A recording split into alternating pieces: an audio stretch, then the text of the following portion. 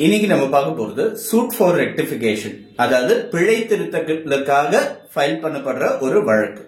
இந்த வழக்கு வந்து சூட் ஃபார் ரெக்டிஃபிகேஷன் வந்து ஸ்பெசிபிக் ரிலீஃப் ஆக்ட்னு ஒரு சட்டத்துல வந்து செக்ஷன் 26ல இதுக்குன்னு தனியா ஒரு ப்ரொவிஷன் கொடுக்கப்பட்டிருக்கு. இப்படிதான் அந்த சூட் ஃபார் ரெக்டிஃபிகேஷன் இருக்கணும்னு. என்னன்னு பேசிக்கா நம்ம பார்த்தோம்னா, ஒரு சேல் டீட் ஒன்று எக்ஸிக்யூட் பண்றோம்னு வச்சுக்கோங்க. ஃபார் எக்ஸாம்பிள், ஒருத்தர்கிட்ட இருந்து நான் ஒரு ப்ராப்பர்ட்டி ஒருத்தர் வாங்குறேன், அந்த சேல் டீட் எக்ஸிக்யூட் பண்ணி கொடுக்குறாரு. அந்த சேல் டீட்ல வந்து ஏதாவது ஒரு மிஸ்டேக் இருக்கு, பிழை இருக்கு. அதாவது ஒரு பிளாட் நம்பர் தப்பா இருக்கலாம், இல்லைன்னா சர்வே நம்பர் தப்பா இருக்கலாம், இல்லைன்னா பவுண்டரிஸ் வந்து தப்பா இருக்கலாம். சோ அந்த சேல் டீட்ல இருக்கக்கூடிய அந்த மிஸ்டேக் ஒரு ஜெனுவின் மிஸ்டேக்காகவும் இருக்கலாம், இல்ல ஒரு டெலிபரேட் மிஸ்டேக்காகவும் இருக்கலாம். சோ இந்த மாதிரி ஒரு மிஸ்டேக்கை திருத்தத்துக்காக எடுக்கப்படுற ஒரு அதுக்கப்புறம் ஃபைல் பண்ணப்படுற ஒரு ரெஜிஸ்டர் பண்ற ஒரு டாக்குமெண்ட்டுக்கு பேர் தான் ரெக்டிஃபிகேஷன் டீட்.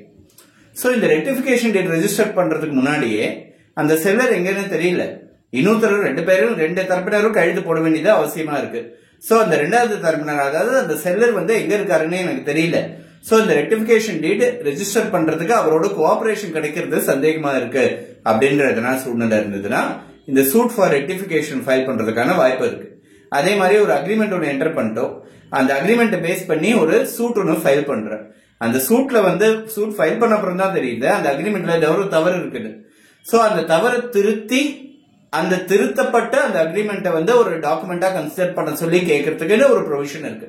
சோ இதெல்லாம் வந்து சூட் ஃபார் ரெக்டிஃபிகேஷன் வருது, செக்ஷன் 26 ஸ்பெசிபிக் ரிலீஃப் ஆக்ட்ல வருது. இதை பத்தி நம்ம இன்னைக்கு டீடைல்ல பார்ப்போம். ஒரு முக்கியமான மெட்ராஸ் ஹைகோர்ட் ஜட்மெண்ட்டை பேஸ் பண்ணி அந்த கண்ணோட்டத்துல வந்து இதை நம்ம இன்னைக்கு பார்ப்போம்.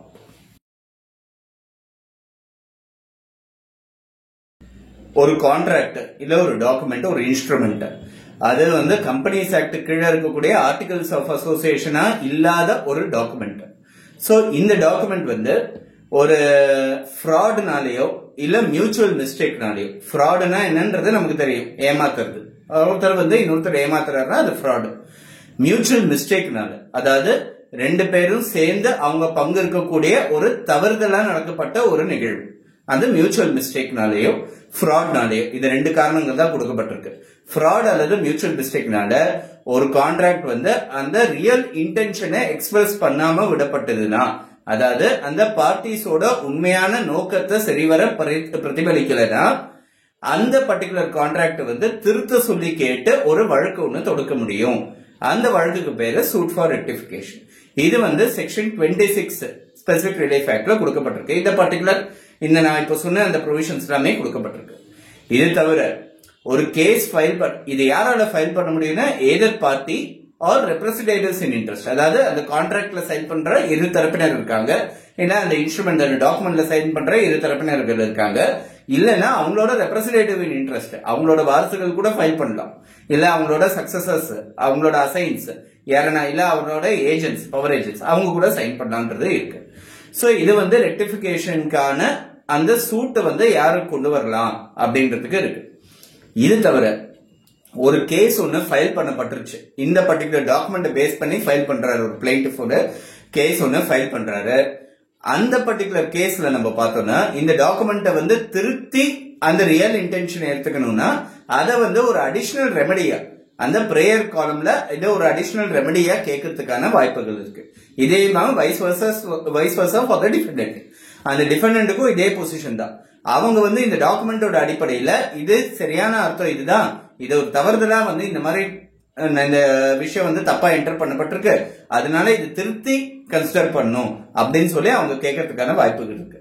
இது வந்து சூட் ஃபார் ரெக்டிஃபிகேஷன் பத்தி செக்ஷன் 26ல கொடுக்கப்பட்ட அந்த ப்ரொவிஷன் வந்து இதுதான் சொல்றது.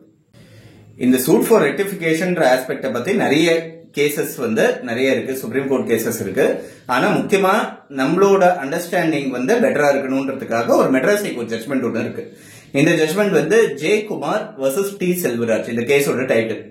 இது வந்து டிசம்பர் 8, 2023 அன்னைக்கு பாஸ் பண்ணப்பட்ட மெட்ராஸ் ஹைகோர்ட் ஜட்மெண்ட்.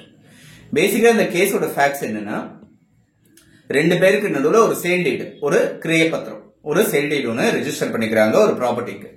இந்த ப்ராப்பர்ட்டி சேல் டீட்ல வந்து என்ன சொல்றாங்கன்னா, இந்த ப்ராப்பர்ட்டி வந்து நான் வந்து வித்துட்டேன், இந்த தொகைக்கு நான் வித்துட்டேன், அவர் வாங்கிட்டாரு, 6 மாசத்துக்குள்ள நான் இந்த ப்ராப்பர்ட்டியோட வேக்கன்ட் பொசிஷன் வந்து நான் இவருக்கு கொடுத்துருவேன் அப்படின்னு சொல்லி ப்ராமிஸ்ல வந்து சேல் டீட் எக்ஸிக்யூட் பண்றாரு. இந்த சேல் டீட் எக்ஸிக்யூட் பண்ணி அந்த 6 மாசத்துக்குள்ள இவர் சொன்ன மாதிரி நடந்துக்கல, கொடுத்த வாக்கை இவர் காப்பாத்தல. சோ இவர் மேல வந்து கேஸ் வந்து அந்த சொத்த ப்ராப்பர்ட்டியை வாங்குறவர் ஒரு சூட் ஒன்னு ஃபைல் பண்றாரு. அவர் தான் பிளைன்டிஃப். அவர் வந்து ஒரு கேஸ் ஒன்னு ஃபைல் பண்றாரு.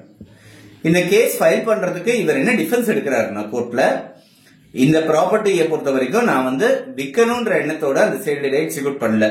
இது வந்து ஒரு அடமான பத்திரமா தான், இங்கிலீஷ் மார்ட்கேஜ்னு சொல்லுவாங்க. அடமான பத்திரமா நான் வந்து சேல் டீட் எக்ஸிக்யூட் பண்ணிட்டேன், இத்தனை நாளைக்குள்ள பணத்தை திரும்பி கொடுத்தா அந்த ப்ராப்பர்ட்டி மீட் எடுக்க வேண்டியது அப்படின்ற எண்ணத்துல தான் நான் பண்ணேன். இது வந்து என் பொசிஷனை வந்து நான் விட்டு கொடுக்கறதுக்கு தயாரா இல்ல, இந்த ப்ராப்பர்ட்டியை அவருக்கு திரும்பி கொடுக்கறதுக்கு தயாரா இல்ல. இது ஒரு அடமானமா தான் பண்ணப்பட்டதை தவிர்த்து இது ஒரு விக்கிரியமா பண்ணப்படாத ஒரு பத்திரம் அப்படின்னு சொல்லி கோர்ட்ல வந்து அவரோட டிஃபென்ஸ் சொல்றாரு. இந்த டிஃபென்ஸுக்கு வந்து பிளைன்டிஃப் வந்து என்ன பண்றாங்க, அதுக்கப்புறம் ஆர்கியூமெண்ட் ஸ்டேஜ்ல இந்த டிஃபென்ஸ் வரும்போது இவர் என்ன பண்றாரு, ஒரு பெடிஷன் ஒன்னு அமெண்ட்மெண்ட்டுக்கு ஃபைல் பண்றாரு. திருத்தல்ன்றது வேற, பிழை திருத்தல்ன்றது வேற. ரெக்டிபிகேஷன் பிழை திருத்தல், அமெண்ட்மெண்ட்னா திருத்தல், அவ்வளவுதான். சோ இந்த பிளைண்ட்டை வந்து அமெண்ட் பண்ணி இவர் என்னன்னா இந்த டாக்குமெண்டோட ரெக்டிபிகேஷன் கிளாஸையும் இந்த டாக்குமெண்ட்டையும் ரெக்டிஃபை பண்ணுன்றதுக்கான அந்த பிரேயரையும் அந்த பிளைண்ட்ல சேர்க்கணும்ன்றதுக்காக வேண்டி ஒரு அமெண்ட்மெண்ட் பெட்டிஷன் வந்து கடைசி நிமிஷத்துல ஃபைல் பண்றாரு. ஆர்குமெண்ட்லாம் முடிஞ்ச அப்புறம் என்னென்ன ரெக்டிஃபை பண்ணணும்னா, டிஃபெண்டன்ட் வந்து இந்த டிஃபென்ஸ் ரைஸ் பண்ணும்போது அவர் என்ன சொல்றாருன்னா, இந்த காரணத்தினாலதான் அந்த டாக்குமெண்ட்ல கட்டடம் இருக்கு, அதை நான் வேக்கன்ட் பொசிஷன் கொடுக்கறேன்னு நான் சொன்னதா அவர் சொல்றாரு. ஆனா அந்த டாக்குமெண்ட் அந்த ப்ராப்பர்ட்டியில வந்து கட்டடம் இருக்கு, டாக்குமெண்ட்ல வந்து அப்படி கட்டடம் இருக்கிற மாதிரி எந்த விதமான மென்ஷனும் கிடையாது அப்படின்னு சொல்லி டிஃபெண்டன்ட் வந்து சொல்றாரு கோர்ட்ல. சோ இந்த பர்டிகுலர் விஷயம் வந்த உடனே அந்த டாக்குமெண்ட்ல கட்டடம் இருக்கிற மாதிரி அதை திருத்தி எழுதணும்ன்றதுக்காக ஒரு ரெக்டிபிகேஷன் கிளாஸ் வந்து சேர்க்கறதுக்காக, ரெக்டிபிகேஷன் பிரேயர் வந்து சேர்க்கணும்ன்றதுக்காக பிளைண்ட்ல இவர் ஒரு அமெண்ட்மெண்ட் பெட்டிஷன் ஒன்று ஃபைல் பண்றாரு. பிளைண்டிஃப் வந்து இந்த அமெண்ட்மெண்ட் பெட்டிஷன் ஃபைல் பண்ணும்போது கோர்ட் வந்து இதை ஏத்துக்கல. ஏன்னா கடைசி நிமிஷம் வரைக்கும் வந்தாச்சு, ஆர்குமெண்ட் ஸ்டேஜே முடிஞ்சு போச்சு. அடுத்தது வந்து ஆர்குமெண்ட் இன்னும் ஃபைனல் ஆர்குமெண்ட் முடிஞ்சு ஜட்மெண்ட் கொடுக்க வேண்டிய ஸ்டேஜ்ல இருக்கு கேஸ். இந்த நேரத்துல வந்து பிளைண்டே அமெண்ட் பண்ணணும்னு சொல்லிட்டு நீங்க ஒரு பெட்டிஷன் கொண்டு வந்தீங்கன்னா இதை ஏத்துக்க முடியாது, ஏற்புடையதா இல்ல அப்படின்னு கோர்ட் வந்து அந்த அமெண்ட்மெண்ட் பெட்டிஷனை டிஸ்மிஸ் பண்ணிட்டாங்க. சோ இந்த டிஸ்மிஸலுக்கு அகைன்ஸ்டா ஹைகோர்ட் வராரு. சிவில் ரிவிஷன் பெட்டிஷன் ஃபைல் பண்ணிட்டு ஆர்டிகல் 227 கீழே ஹைகோர்ட்டுக்கு வராரு. ஹைகோர்ட் வந்து என்ன கன்சிடர் பண்றாங்கன்னா, இந்த ரெக்டிபிகேஷன் ஒரு விஷயத்தோட அந்த ரெக்டிபிகேஷன் தான் கேட்கிறாரு இந்த அமெண்ட்மெண்ட் மூலமா. சோ இந்த ரெக்டிபிகேஷன் எந்த ஸ்டேஜ்ல வேணாலும் அமெண்ட்மெண்ட் ஃபைல் பண்ணி கொண்டு வர முடியுமா அப்படின்றத வாதம் ஹைகோர்ட் முன்னாடி.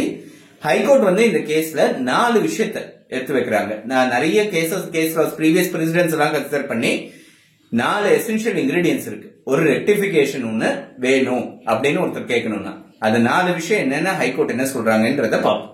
ஒரு டாக்குமெண்ட் ரெக்டிஃபை பண்றதுக்கு முன்னாடி ஒரு டாக்குமெண்ட் எக்ஸிக்யூட் பண்ணும்போது 2 தரப்பினருக்கும் நடுவுல ஒரு ஒப்புதல் ஒண்ணு வந்துருது. ஒரு ஒப்பந்தம் இல்ல ஒரு சேல் டீட் எதுவா இருந்தாலும் இதுதான் டேர்ம்ஸ் அப்படின்னு சொல்லி ஒரு ஒப்புதல் ஒண்ணு வந்துருது. இந்த கம்ப்ளீட் அக்ரிமெண்ட் அரைவ் ஆயிட்டு அதுக்கப்புறம் அது எழுத்துப்பூர்வமா மாறுது. சோ இந்த கம்ப்ளீட் அக்ரிமெண்ட் வந்து 2 பேருக்கும் ஒரு கன்சென்சஸ் இருக்கணும், அதுதான் முதல் கண்டிஷன். இதுதான் விஷயம், இதுதான் இந்த அக்ரிமெண்டோட சாராம்சமா இருக்கு, இதுதான் இந்த சேல் டீடோட சாராம்சம். ஃபார் எக்ஸாம்பிள், நான் 1 லட்சம் ரூபாய்க்கு இந்த சொத்தை உனக்கு விற்கிறேன் அப்படின்றத இந்த சேல் டீடோட சாராம்சமா இருக்கு. அந்த விற்கிறவருக்கும் சரி வாங்குறவருக்கும் சரி அதுதான் ஒரு கன்சென்சஸ் ஒண்ணு இருக்கு. சோ இது வந்து முக்கியமான ஒரு காம்பனன்ட். இது இருந்தாதான் இந்த அக்ரிமெண்ட் தான் எழுத்துப்பூர்வமா ஒரு பத்திரமா வந்து ரெஜிஸ்டர் பண்ணி கொடுக்கிறது. சோ இந்த கம்ப்ளீட் அக்ரிமெண்ட்ன்றது இருக்கணும், அது ஒரு விஷயம். செகண்ட், இந்த பிரையர் அக்ரிமெண்ட் ஏற்கனவே இருக்கக்கூடிய அக்ரிமெண்ட் வந்து இந்த சேல் டீடோ இல்ல எந்த டாக்குமெண்டா இருந்தாலும் அந்த பிழை திருத்தல் செய்யறதுனால அந்த முன்னாடி 2 பேருக்கும் வரப்பட்ட அந்த ஒப்புதல் வந்து மாறக்கூடாது. ஃபார் எக்ஸாம்பிள், நான் பிளாட் நம்பர் 12 வந்து நான் ஒருத்தருக்கு விற்கிறேன்னு சொல்லி நான் ஒரு சேல் டீட் போட்டுடுறேன். சோ அந்த சேல் டீட் வந்து தவறுதலா பிழையோட நான் அந்த டாக்குமெண்ட்ல பிளாட் நம்பர் 1200 டைப் பண்ணிடுறேன், இல்ல 120 டைப் பண்ணிடுறேன். சோ அப்படி இருக்கும்போது இந்த முதல்ல இருக்கிற பிரையர் அக்ரிமெண்ட் வந்து பிளாட் நம்பர் 12 விற்கிறதா தான் இருந்தது. சோ அந்த சேல் டீட்ல வந்து பிளாட் நம்பர் 120 இல்ல 1200 அந்த பிளாட் நம்பர் தவறா இருக்கப்பட்ட பிளாட் நம்பர் வந்து இந்த முதல் அக்ரிமெண்ட் வந்து மாத்தாது. சோ இந்த ரெக்டிபிகேஷன் நடந்ததுன்னா முதல் அக்ரிமெண்ட்டுக்கு ஏத்த மாதிரி தான் வருமே தவிர்த்து வேற ஒரு பிளாட்டை வந்து கைமாத்தி விடக்கூடாது அப்படின்றதுதான் 2வது காம்பனன்ட். இது 2 விஷயம் வந்து ரொம்ப முக்கியமான விஷயம். ஃபர்ஸ்ட் 2 விஷயம். 3வது, மிஸ்டேக்ஸ், அதாவது அந்த பிழைன்றது வந்து கிளியரா இருக்கணும். அது ஏன் அந்த மிஸ்டேக் தான் இது பிழையா தான் இருந்திருக்கு, ஒரிஜினலா இந்த இன்டென்ஷன் இதுதான் அப்படின்னு ப்ரூவ் பண்றதோட பர்டன், அதை நிரூபிக்க வேண்டிய ஒரு கடமை வந்து அந்த கேஸ தொடர்ந்தவர் மேல இருக்கு அப்படின்றது இருக்கு. சோ இதுதான் எங்களோட ஒரிஜினல் இன்டென்ஷனா இருந்தது, இது தவறுதலா இந்த மாதிரி டைப் ஆயிடுச்சு இந்த டாக்குமெண்ட்ல அப்படின்னு அந்த கேஸ்ல வந்து நிரூபிக்க வேண்டிய அந்த சுமை வந்து அந்த கேஸ தொடர்ந்தவர் பக்கம் இருக்கு அப்படின்றது இன்னொரு விஷயம். நாலாவது விஷயம், இந்த பிழை திருத்தல்னால அந்த ஒரிஜினல் டாக்குமெண்ட் வந்து நல்லிஃபை ஆயிடக்கூடாது அப்படின்றது ரொம்ப முக்கியமான விஷயம். இந்த பிழை திருத்தல்னால அந்த ஒரிஜினல் டாக்குமெண்ட் வந்து நல்லிஃபை ஆயிடக்கூடாது. ரெண்டாவது கண்டிஷன் மாறிடக்கூடாதுன்றதுனால, ஒரிஜினல் இன்டென்ஷன் மாறிடக்கூடாதுன்றதுனால. நாலாவது கண்டிஷன் என்னன்னா, இந்த பிழை திருத்தனால அந்த டாக்குமெண்டே செல்லாதன்னா ஆயிடக்கூடாதுன்றதுனால. இந்த பர்டிகுலர் கேஸ்ல பார்த்தோம்னா பிளெயின்டிஃப் வந்து ஆரம்பம் வரைக்கும் பேசாம விட்டுட்டாரு. கடைசினா அந்த கேஸோட ஆர்குமெண்ட் ஸ்டேஜ்ல வந்து இது வந்து இந்த பில்டிங்கையும் வந்து இந்த டாக்குமெண்ட்ல சேர்க்கணும்ன்றதுக்காக ஒரு ரெக்டிபிகேஷன் கிளாஸ் கேட்டு ஃபைல் பண்றாரு. சோ பட் அதே சமயத்துல இவருக்கு வந்து ஒரிஜினல் இன்டென்ஷன் அந்த பில்டிங்கோட சேர்த்து இதை ஒரு சேலா பண்ணணும்ன்றதுக்கு சரிவர ஆதாரத்தோட இவரால ப்ரூவ் பண்ண முடியலன்றதுதான் உண்மையா போச்சு.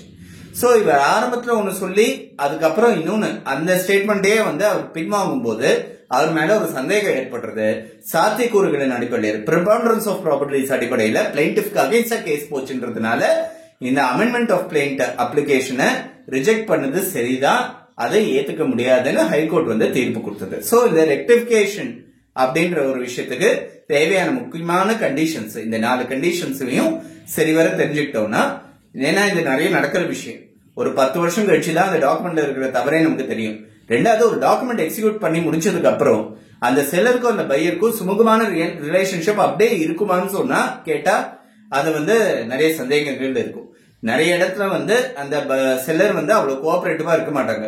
இல்ல ஒரு சேல் ஒண்ணு முடிஞ்ச உடனே வேற எதாவது ஊருக்கு போறதுக்கு கூட சான்சஸ் இருக்கு, இல்ல வேற ஏதாவது ஒரு இடத்துக்கு போறதுக்கு சான்சஸ் இருக்கு, இல்ல இவங்க இந்த பிழை திருத்தல் வர நேரத்துல வந்து அவர் உயிரோட இருப்பாரா இருக்க மாட்டாரான்னு கூட தெரியாது. நிறைய கேசஸ்ல 10 வருஷம் ஆகலாம், 20 வருஷம் ஆகலாம், இல்ல அடுத்த வருஷமே கூட ஆகலாம்.